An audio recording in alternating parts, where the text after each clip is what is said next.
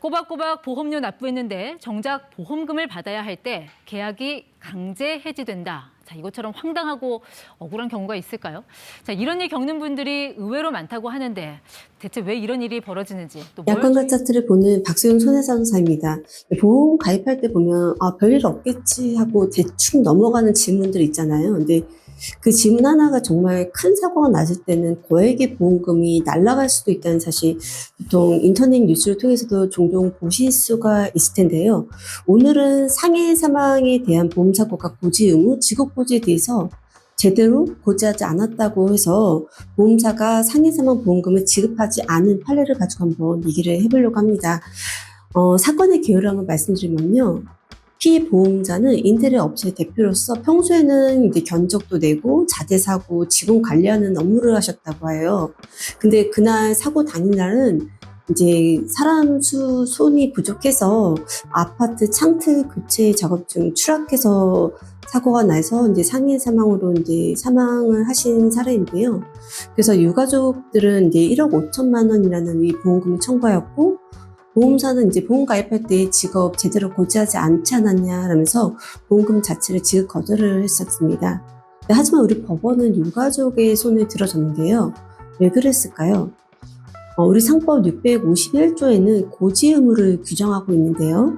보험 계약자나 피보험자가 고의 또는 중대한 과실로 중요한 사항을 고지하지 않으면 보험사가 계약을 해지할 수 있다는 조항입니다.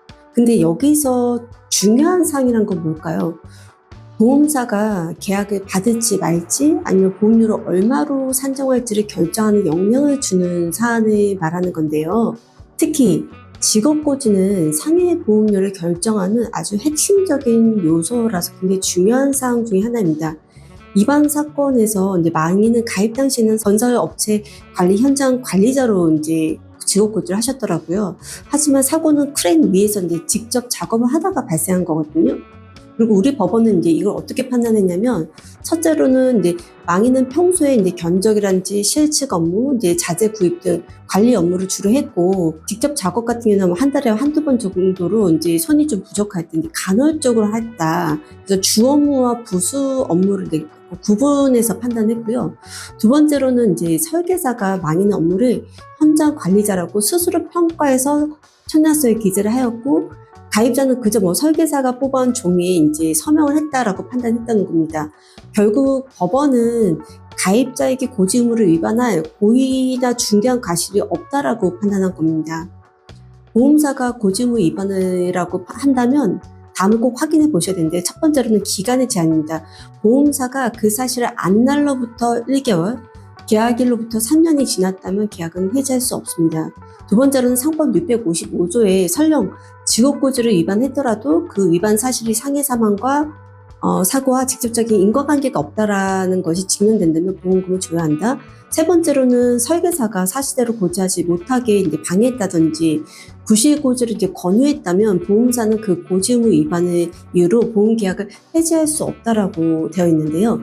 직업 고지는 가입 시점에 이제 구두로 내 설계사분한테 이제 얘기하는 걸로 끝나는 게 아니라 반드시 청약서에 서면으로 기재가 되어 있어야지만 법적 효력이 발생하는 겁니다.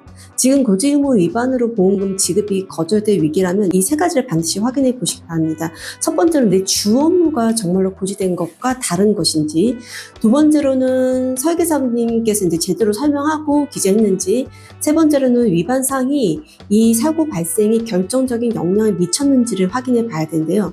또 마지막으로는 보험약관 제19조 알릴 의무 위반의 효과에 대해서 보험사는 계약 전 알릴 의무 위반 사실 및 그 사항이 중요한 사항에 해당함을 서면 등으로 통지해야 합니다.